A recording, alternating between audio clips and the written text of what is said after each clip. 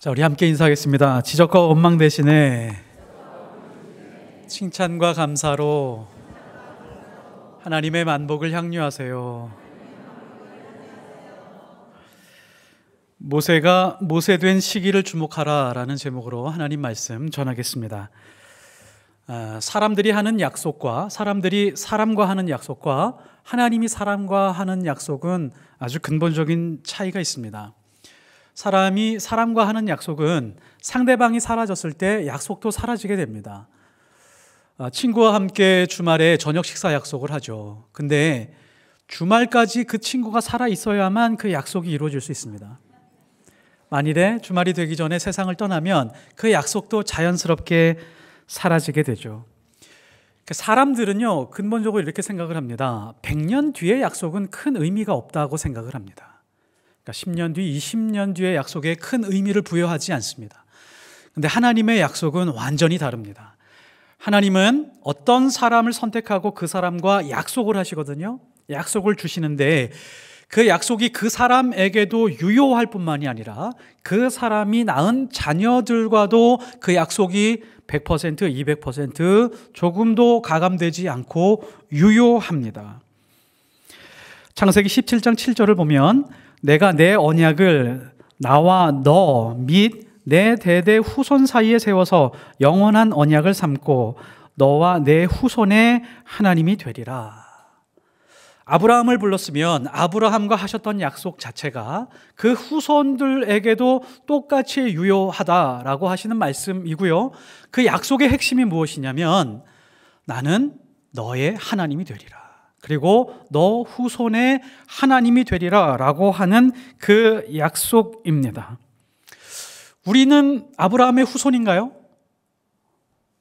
확실하세요? 어떤 근거로 그런 말씀하시죠? 근거가 있나요? 성경에 있을까요? 그냥 아니 추론해 보니까 그러실 걸까요? 성경에 근거가 있습니다. 갈라디아서 3장 6절에서 7절 그런즉 믿음으로 말미암은 자들은 아브라함의 자손인 줄 알지어다. 예수를 믿는 믿음 안에 있으면 우리는 아브라함의 자손으로서 동일한 위치와 지위를 가지게 됩니다. 이게 이런 겁니다. 어떤 사람은 모래 위에 집을 세우고 반석 위에 집을 세우신다라고 하는 말씀이 이런 겁니다. 막연하게 나는 아브라함의 후손이지 그 약속이 나에게 또 유효하겠지 라고 하는 것과 갈라디아서 3장 6절 7절에 있는 이 말씀 때문에 나는 아브라함의 후손이고 아브라함에게 하셨던 그 약속이 나에게도 똑같이 해당이 돼 라고 이 두 가지 차이는 완전하죠. 완전히 차이가 있습니다. 하나는 모래 위에 집을 지을 수도 있고 하나는 반석 위에 집을 지을 수 있다는 게 바로 이겁니다. 하나님의 분명한 말씀 위에 세워가는 믿음이 진정한 믿음이라고 하는 것이죠. 마치 거대한 강물이 흐르는 것처럼 흘러서 우리에게 온 약속들이 있습니다. 이 약속을 통해서 하나님은 우리에게 가르쳐주고 싶은 것이 있습니다. 아브라함, 그 인생, 이삭, 야곱, 요셉, 그리고 모세까지 흘러온 그 인생들을 이어오면서 하나님이 우리에게 가르쳐주고 싶은 아주 중요한 내용이 하나가 있습니다. 이사야서 40장 6절에서 8절 모든 육체는 풀이요 그의 모든 아름다움은 들의 꽃과 같으니 풀은 마르고 꽃이 시들면 여호와의 기운이 그 위에 불미라. 이 백성은 실로 풀이로다. 풀은 마르고 꽃은 시드나 우리 하나님의 말씀은 영원히 서리라 하라. 위대한 믿음의 조상들, 그 인생들이 너무 위대했지만 그들의 인생은 마치 들의 꽃과 풀 같은 존재들이었다. 사라지고 없어지지 않았느냐. 그러나 강물처럼 흘러온 것이 있는데 하나님의 약속의 말씀은 조금도 소멸되지 않은 채 대대로 흘러서 아브라함의 후손들을 거쳐 지금 흘러가고 있다. 생수의 강이 되어서 이제 모세에게 도달되었다라고 하는 그런 말씀에까지 우리가 왔습니다. 사람의 수명은요 하나님의 약속보다 길지 않습니다. 인간의 영광이라고 하는 것, 이 땅에서 아무리 잘났다라고 하고 지위가 높고 잘 사는 사람들이라고 할지라도 그냥 그 길이가 들의 꽃과 풀 정도뿐입니다. 대단해 보이지만 정말 떵떵거리는 것 같지만, 무너뜨릴 수 없는 권력과 힘을 가지고 있는 것 같지만, 권불 10년이 지나가면 그 권력도 별것이 아닙니다. 인간의 영광이라고 하는 것은 순식간에 시들어서 먼지처럼 사라지게 되지만, 하나님의 약속의 그 말씀은 내 인생의 길이보다 길고 내 생명의 가치보다도 귀합니다. 하나님의 약속이 흔들리는 것이 아니라 나의 믿음이 흔들리는 것입니다. 하나님의 약속이 희미해지는 것이 아니라 내 안에 있는 믿음이 희미해지고 있는 것입니다. 진정한 믿음이라고 하는 것은 내 인생 안에만 적용하면 흔들리고 힘이 없습니다. 그러나 나의 믿음이 영원하신 약속과 연결되어 있으면 흔들리지 않습니다. 우리가요, 현실을 살아가면서 염려하고 불안하고 두려워하는 이유가 있습니다. 우리 안에 믿음의 최대 길이하고 믿음의 최소 길이 때문에 그래요. 믿음의 최대 길이라고 하는 것은 내가 살고 있는 이 인생 안에서 평안하게 살 수 있는 정도면 된다라고 하는 그런 그 막연한 길이입니다. 믿음의 최소 길이는 어떤 거냐면 내 인생이 잘 되기만 하면 됩니다. 그러니까 성공하고 번영하고 건강하고, 건강 수명 안에서 믿음은 강해지고, 건강이 약해지거나 성공하지 못하고 실패하거나 혹은 내 인생이 좀 초라해 보인다라고 하면 믿음도 더불어서 그 길이가 짧아지고 또 믿음도 약해집니다. 이게 믿음의 최소 길이라고 말씀드릴 수 있습니다. 믿음이라고 하는 것은 하나님께로부터 받아서 내 인생 안에서 어떤 시작과 끝점에서 짧은 길이 안에서 이루어지는 것이 아니라, 믿음은 하나님에서부터 시작해서 내 인생 전체까지입니다. 그리고 그 믿음이 다시 하나님께로 돌아가는 겁니다. 그런데 우리는 그 믿음을 내 안으로 가져와서 하나님, 이 믿음을 통해서 이 땅에서 이렇게 살게 해 주십시오 라고 하는 도구로 쓰여질 때가 있습니다. 믿음의 길이가 짧게 잡혀 있다는 것을 한 단어로 이렇게 표현할 수 있습니다.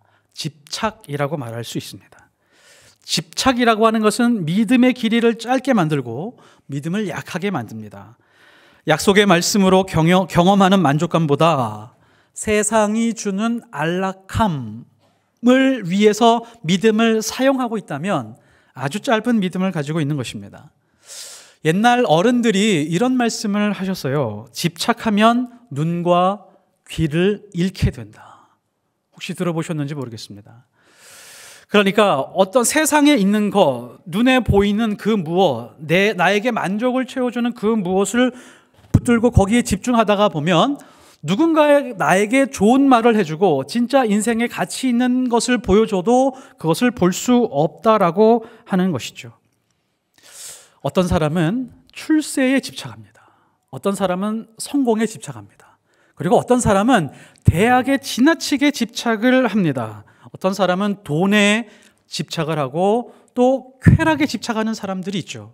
그리고 여가 생활에 집착하는 사람들이 있습니다. 나는 좀 여행을 좀 다니면서 나는 좀 편안하게 살 수 있는 그런 삶을 살아야 돼 라고 하면서 그런 집착에 빠져 있는 사람들이 있습니다. 사실 사람이 집착하는 대상은 외부에 있지 않습니다. 나의 내면 안에 있습니다. 사람이 집착한다라고 하는 것은 자기 욕심이라고 하는 우물을 만들어 놓고 그 우물 안으로 들어가는 것과 똑같습니다. 그래서 우물 안에 갇히게 되는 것이죠. 집착이라고 하는 것이 그래서 무섭습니다. 믿음의 길이를 그 우물 안에 가두어 두고 하나님이 말씀하시는 그 믿음에 대해서 알지 못하게 됩니다. 보아야 할 것을 보지 못하고 들어야 할 것을 듣지 못하게 되는 것이죠. 성경이 말하는 죄가 바로 이런 것입니다. 약속의 말씀은 도외시하고 자기 자신의 집착에 빠져서 하나님이 말하는 것을 보고 들을 수 있는 귀를 상실한 상태, 이것을 죄라고 말합니다. 하나님의 말씀을 듣지 못하니까 우리가 인생을 살아가면서 이런 느낌을 받습니다. 소모된다라고 느낌을 받습니다. 그리고 나는 불필요한 존재인가 보다 라는 생각 속에서 굉장히 힘없게 살아갈 때가 많이 있습니다. 은퇴했을 때, 건강을 잃었을 때, 그리고 능력이 없어 보일 때도 또한 우리의 믿음의 길이는 짧아지게 되겠죠. 그래서 믿음이라고 하는 것은요, 잃어버린 눈과 귀를 회복하는 것입니다. 예수님이 그래서 자주 하신 말씀이 있죠. 귀 있는 자는 들을지어다. 우리 안에 믿음의 길이가 말씀의 길이만큼 연장이 된다면 우리 안에 있는 많은 염려와 불안과 두려움이 연기처럼 사라질 수 있습니다. 왜냐하면 이 인생의 길이 안에 갇혀있는 믿음의 길이는 공허함 속에 갇히게 되고 허무함과 절망과 좌절 그리고 죽음과 연결되어 있기 때문입니다. 그러나 말씀의 길이는 소망과 사랑과 생명과 하나님의 나라와 연결되어 있습니다. 스데반이 아브라함과 이삭과 야곱을 지나서 요셉을 통과한 다음에 지금 모세로 넘어가면서 말하는 것이 바로 이것입니다. 위대한 사람들, 하나님이 사용했던 사람들, 그 사람들의 인생의 길이를 봐라. 짧지 않았느냐. 인생의 길이는 정해져 있다. 위대한 믿음의 조상들조차도 이 땅에서는 마른 풀과 같았고 아름다운 꽃과 같았지만 금방 사라지고 없었다. 그러나 하나님의 약속은 생수의 강처럼 흘러서 지금 모세에게 도달이 되었고 이스라엘 백성 전체 하나님의 자녀들에게 지금 바다처럼 흘러가고 있다라고 하는 것을 지금 말씀하고 있습니다. 18절에서 20절을 보면 요셉을 알지 못하는 새 임금이 애굽 왕 위에 오르매 그가 우리 족속에게 교활한 방법을 써서 조상들을 괴롭게 하여 그 어린 아이들을 내버려 살지 못하게 하려 할세. 그때에 모세가 났는데 하나님 보시기에 아름다운지라. 이 두 구절의 말씀 안에 430년이 흘렀습니다. 아주 어둡고 추운 시간이 흘렀죠. 그런데 지금 봄이 오고 있습니다. 무엇을 보니까 봄이 오고 있다는 것을 느낀 거죠. 모세가 태어나는 것을 보고 이제 봄이 온다라고 하는 것을 느낄 수 있습니다. 저희 집 거실에서 보면 나무가 몇 그루 이렇게 보입니다. 바로 가까이서 보입니다. 근데 한겨울 동안 제가 거실에서 식사를 하면서 그 나무들을 보는데 야, 저 나무들 죽은 거 아니야? 저 나무들 죽은 것 같아. 너무너무 바싹 말라서 이파리 하나도 없고 그냥 아주 얇은 가지들만 앙상하게 남아있는데 죽은 나무 같아 라고 생각을 했는데 어느덧 잎사귀가 나오기 시작을 합니다.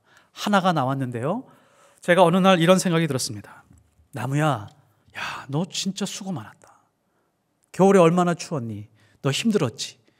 그런데 잘 견디고 기다려보니까 봄이 오고 싹이 나오게 되었지. 그 싹을 보면서 나무 자체가 아름다워 보였습니다. 야, 나무, 너 너무 잘했다. 지금 모세를 보면서 하나님이 하나님 보시기에 아름다운지라 라고 하는 것은 무엇이냐면 모세 자체가 아름다운 것이 아니라 모세를 통해서 하나님이 선택한 백성들, 그 백성들을 살려낼 생각을 하니까 아름다우셨던 것입니다. 예수 그리스도를 통해서 온 세상을 구원할 그 생각을 하면 하나님은 기쁘신 것과 같은 것입니다. 21절에 보면 그의 아버지 집에서 석 달 동안 길리더니 버려진 후에 바로의 딸이 그를 데려다가 자기 아들로 기르매. 자, 이제 잘 보셔야 됩니다. 하나님이 언제부터 구체적으로 일하시는지 그 사인이 나오고 있습니다. 그 사인이 뭐죠? 버려진 후에입니다. 한 사람이 가장 좋은 성장 배경은 좋은 부모님 밑에서 잘 성장하는 거지만 지금 하나님은 석 달 동안 키우다가 버려지게 만드십니다. 그 시점부터 하나님이 구체적으로 일하시는데요, 잘 살펴보십시오. 바로 왕이 히브리 족속에 있는 모든 아들을 다 죽이라고 하니까 3개월 뒤에 갈대 상자에 담아서 이집트 강물에 띄웁니다. 그 시간에 마침 바로의 딸 공주가 목욕하러 나옵니다. 하필 궁전에도 아주 좋은 목욕탕이 있을 텐데 강가로 나옵니다. 그리고 그것을 열어서 보니까 아기가 들어있었습니다. 그 시간에 모세의 누이가 달려가서 유모를 구해드리겠습니다 라고 그렇게 얘기를 합니다. 그러면 보통 경호원들이 주변에 있었겠죠.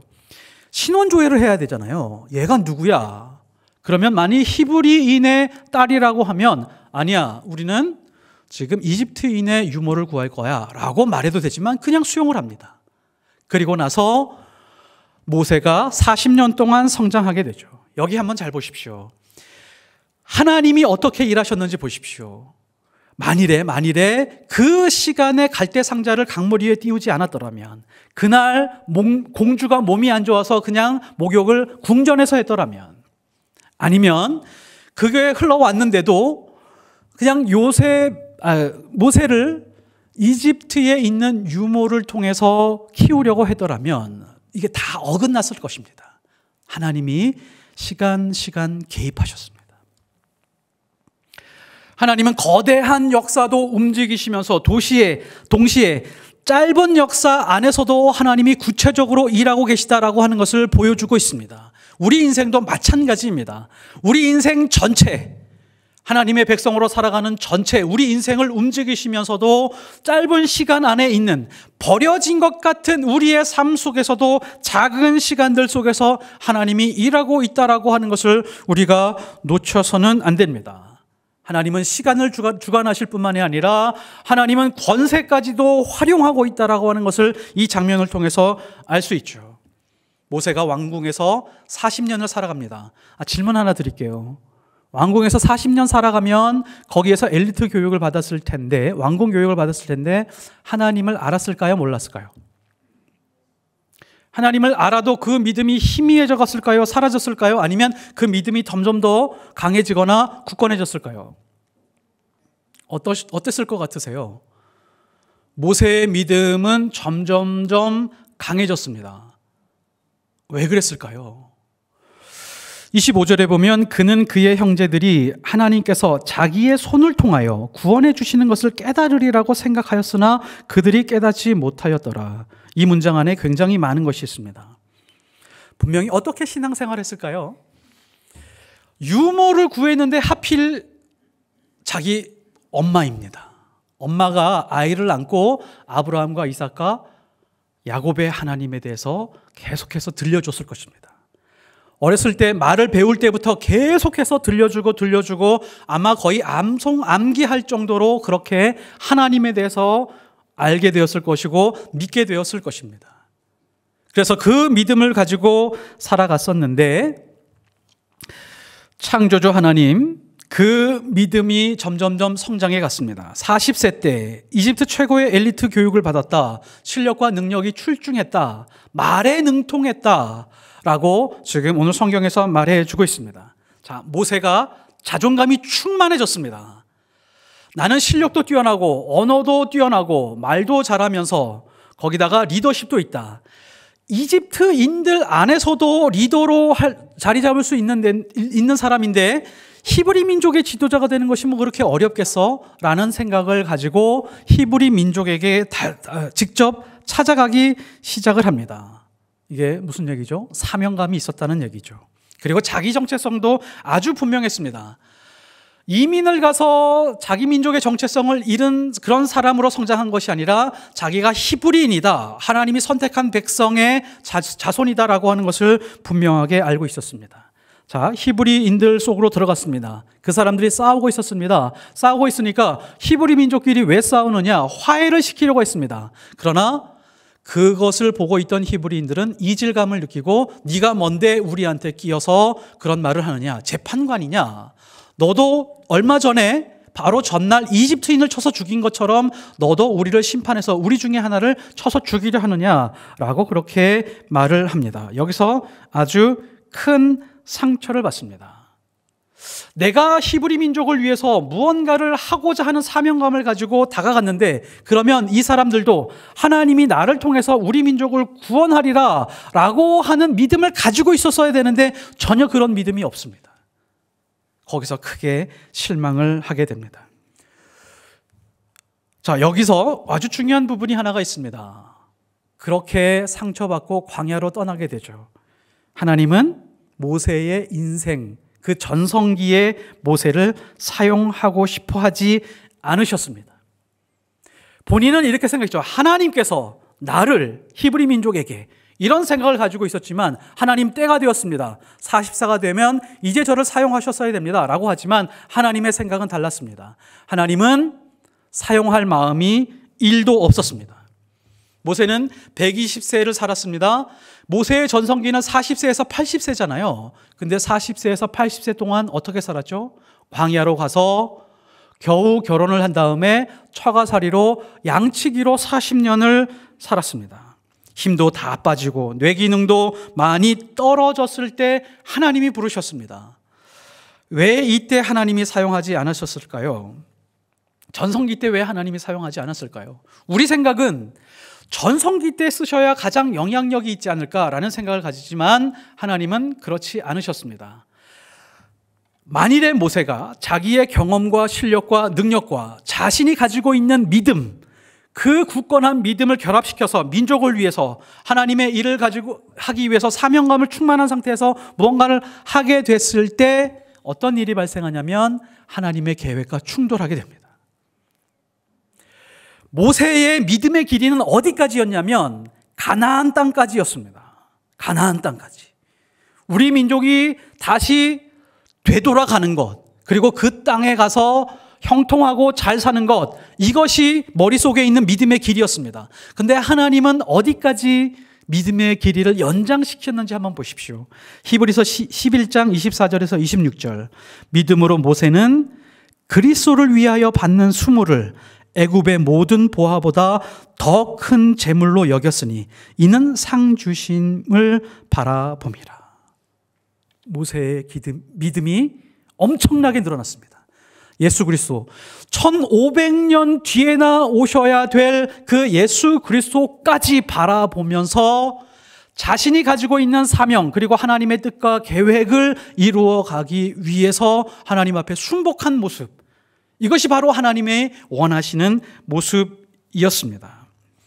우리도 우리 인생의 전성기 때 하나님이 찾아와 주셔서 우리를 사용하기를 바라는 마음들이 있습니다.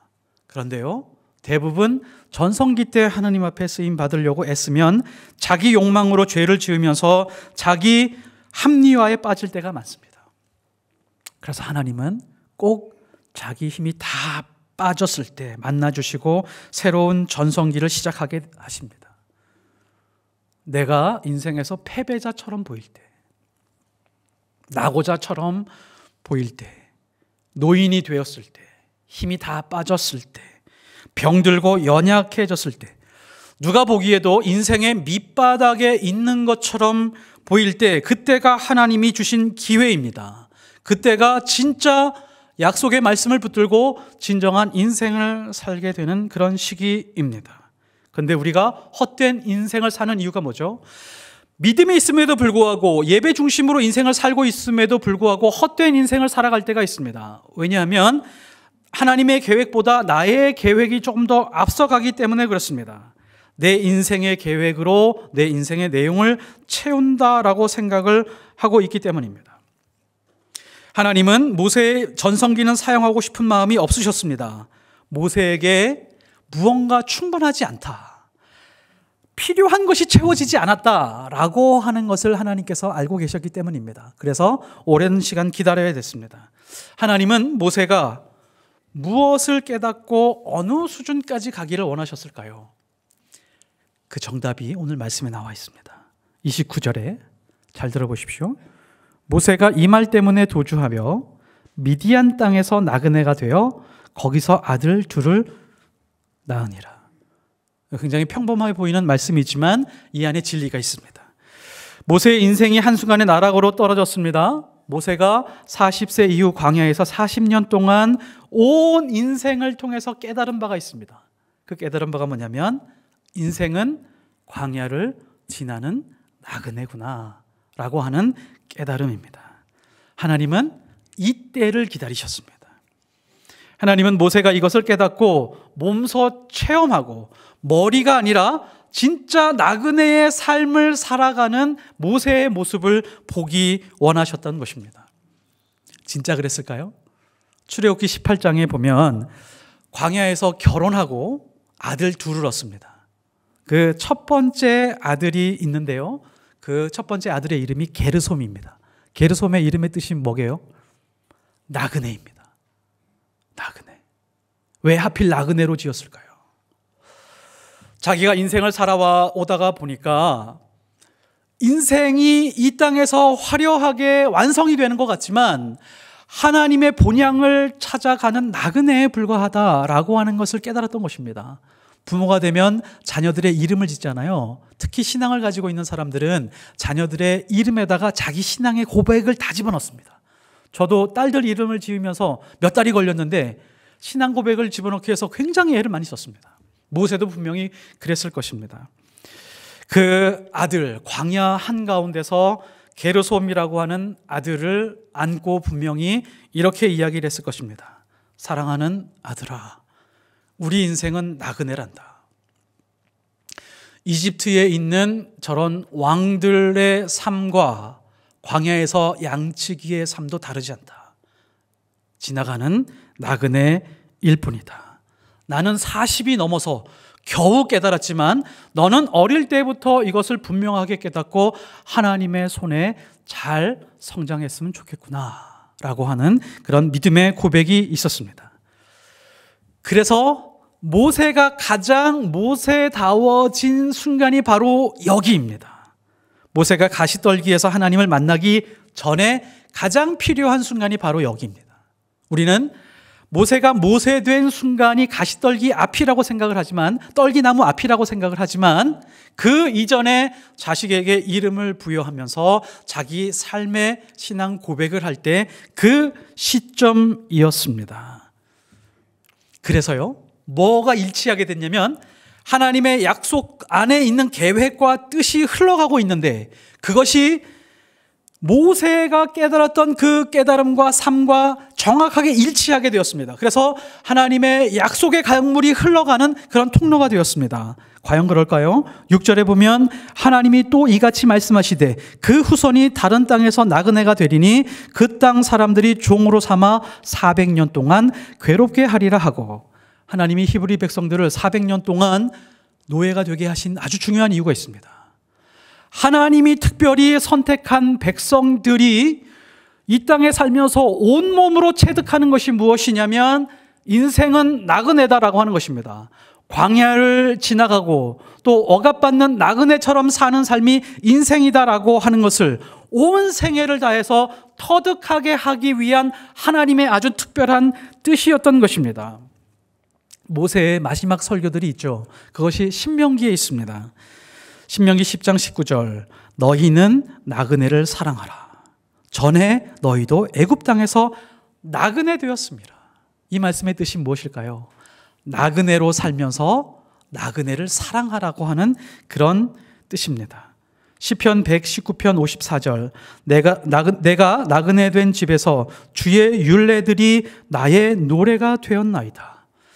내 인생에서 언제 하나님의 말씀을 가장 잘 배울 수 있고 하나님의 말씀을 가장 잘 노래할 수 있었느냐라고 생각해 보니까 나그네로 살아갈 때였구나 라고 하는 신앙 고백이었습니다.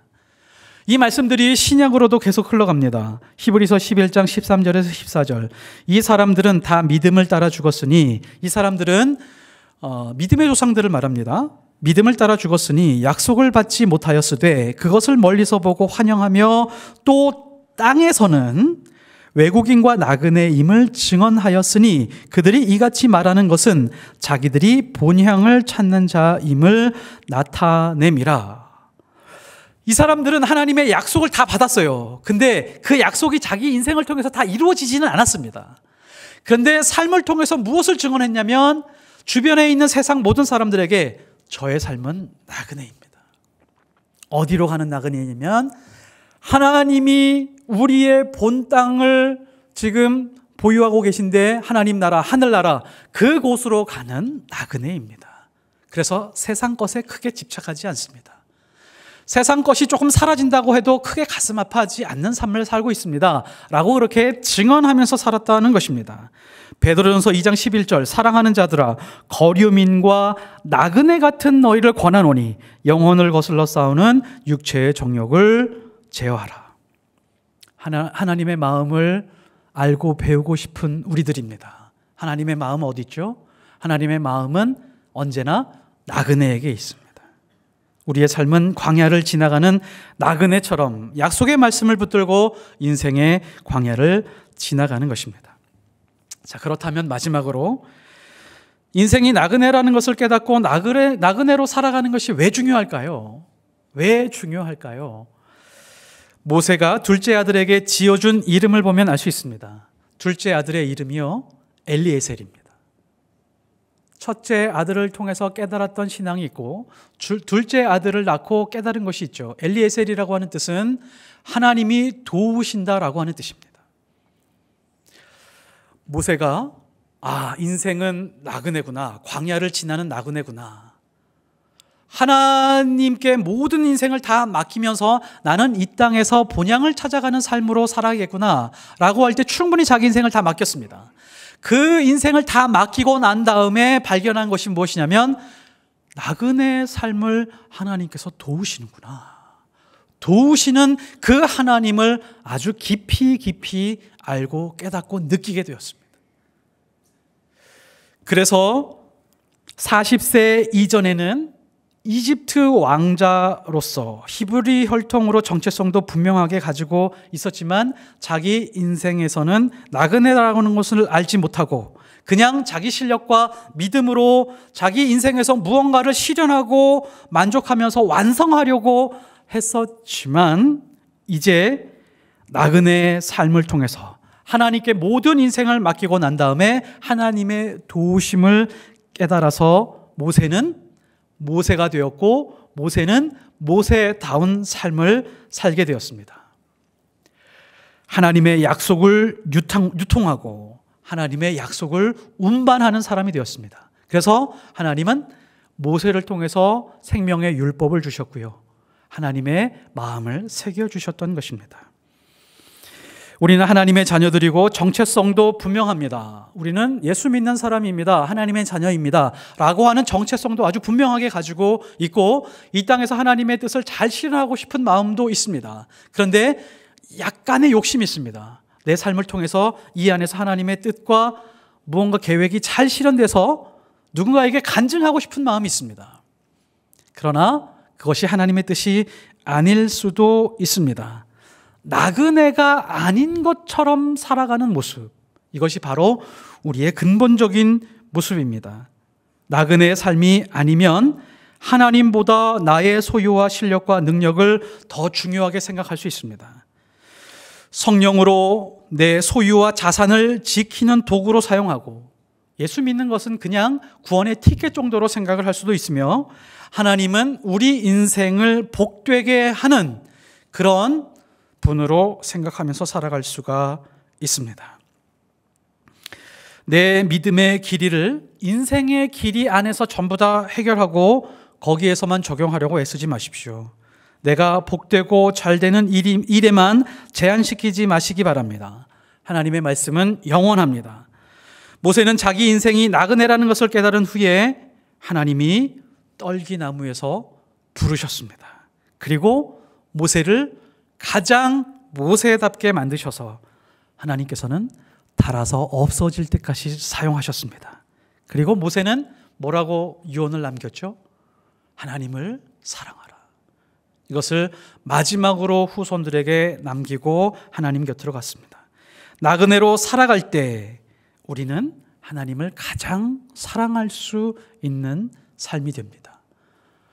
하나님의 말씀 안에서 하나님을 가장 사랑하며 세상 것들에 집착하지 않고 하나님의 약속과 계획을 우리 삶으로 실현해내면서 하나님의 복 누리는 하나님의 백성들이 되시기를 예수 그리스도 이름으로 기도합니다. 축복합니다. 기도하겠습니다. 하나님 아버지, 한 사람을 하나님의 사람답게 만드실 때가 있습니다. 모세가 모세 되었던 것처럼 우리도 우리 인생이 가장 우리 인생답게 될 때가 있다고 믿습니다. 이 땅의 것들에 대해서 집착하지 않고 나그네 삶이라는 것을 충분히 인정하며 그렇게 인생을 살아가게 될 때 세상 것들, 물질과 돈과 눈에 보이는 것이 조금 사라졌다고 해서 마음 아파하지 않고 영원한 것들로 채워지는 것으로 기뻐하면 그것이 나그네의 삶인 줄을 압니다. 하나님, 그런 삶을 살아가며 우리는 본향을 찾아가는 사람들입니다 라고 세상 사람들에게 말해줄 수 있는 여유와 넉넉함을 허락하여 주옵소서. 예수 그리스도 이름으로 기도드렸사옵나이다. 아멘.